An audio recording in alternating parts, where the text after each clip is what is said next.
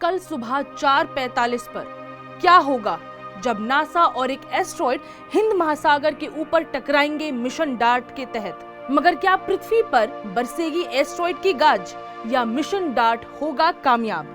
Hello everyone, I am Sahiba Khan and you are watching uncut. घबराएं नहीं, पूरी साई-फाई इंफॉर्मेशन आपको यहीं पर मिलेगी बगैर किसी मिलावट के। पहले तो मसला समझ लेते हैं। पहले बताओ, डायनासोर कैसे खत्म हुए?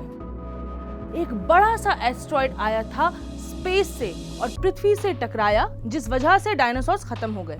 At least that's what the theory से एज ऑफ येट। अब उतना बड़ा तो नहीं, मगर वैसा ही एक एस्ट्रॉइड पृथ्वी की तरफ बढ़ रहा है।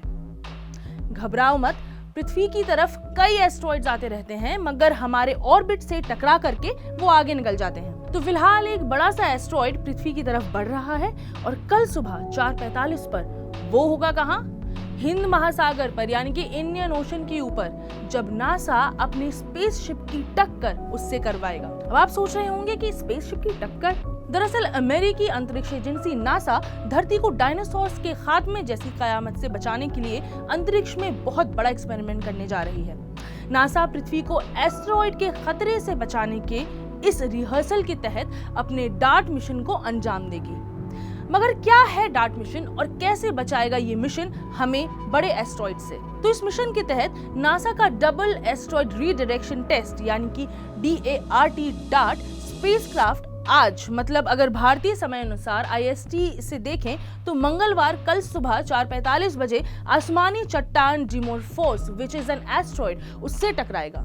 इस दौरान नासा की स्पेसक्राफ्ट की स्पीड 6.6 किलोमीटर प्रति सेकंड होगी। नासा के मुताबिक $33 करोड़ से बना ये स्पेसक्राफ्ट हिंद महासागर के 1 करोड़ 10 लाख किलोमीटर ऊपर अंतरिक्ष में एस्ट्रॉइड डिमोर्फोस से टकराएगा।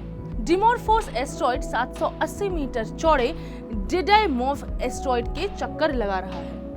तो इससे कैसे पता चलेगा कि आगे आने वाले एस्ट्रॉइड से कैसे निपटना है, वो मैं आपको बताती हूँ। वैज्ञानिकों के मुताबिक आखिरी फेज में डार्ट खुद ही अपने लक्ष्य यानी कि डिमोर्फोस की पहचान करेगा। इस टक्कर में आधा टन वजनी डार्ट स्पेसक्राफ्ट पूरी तरह से तबाह हो जाएगा।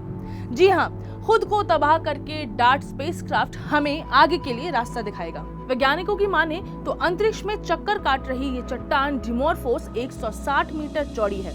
ये चट्टान अभी मानवता के लिए कोई खतरा नहीं है, लेकिन इस टक्कर के जरिए नासा एटलीस्ट पहली बार ये पता लगाने की कोशिश करेगा कि क्या धरती के लिए खतरा बनने वाले किसी आसमानी चट्टान माने एस्ट्रॉइड का इस तरीके से रास्ता बदला जा सकता है। माना जाता है कि करोड़ों साल पहले धरती से एक बड़े एस्ट्रॉइड के टकराने के चक्कर में डायनासोर्स खत्म हो गए थे। अब नासा इसी तरह के महाविनाश से इंसानों को बचाने के लिए ये प्रयोग करने जा रहा है। आपको बताती चलूं कि पूरे अंतरिक्ष में 26,000 एस्ट्रॉइड फिलहाल धरती के ऑर्बिट के नजदीक आते रहते हैं। इसी वजह से नासा को ये डर है कि कहीं एक दिन धरती से कोई एक्चुअली बड़ा एस्ट्रॉइड ना टकरा जाए। एस्ट्रॉइड को तबाह करना होगा सही या फिर कोई और रास्ता है? तो एस्ट्रोनॉमर और नासा के डार्ट मिशन से जुड़े प्रोफेसर एलन कहते हैं कि ये बहुत ही जटिल खेल है। हम डार्ट स्पेसक्राफ्ट के जरिए अत्यधिक एनर्जी का इस्तेमाल कर रहे हैं ताकि एस्ट्रॉइड को हिलाया जा सके।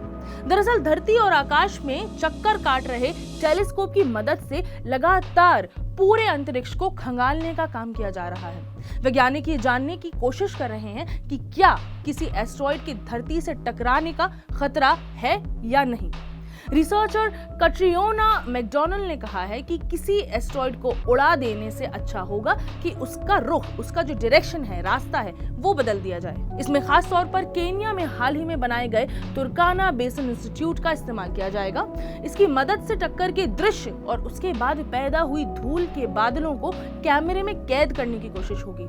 वो इसलिए ताकि इस टक्कर से वैज्ञानिकों को पता चल सके कि केवल धरती को बचाने का तरीका ही नहीं, बल्कि उस एस्ट्रॉइड के बारे में अलग अलग जानकारी, उसके कॉन्स्टिट्यूएंट्स क्या है, उसकी डस्ट में क्या है, वो सब पता लगाया जा सके। एक बड़ा संकट छोटे छोटे एस्ट्रॉइड्स हैं जिनको ट्रैक नहीं किया जा सकता है, लेकिन अगर वो धरती से टकराते हैं तो इससे भारी नुकसान धरती को झेलना पड़ेगा। आप सभी को शायद याद होगा कि साल 2013 में चेल्याबिंस्क में एक एस्ट्रॉइड गिरा था, जिसकी वजह से करीब 1600 लोग घायल हुए थे और वो एरिया पूरी तरीके से हिल चुका था।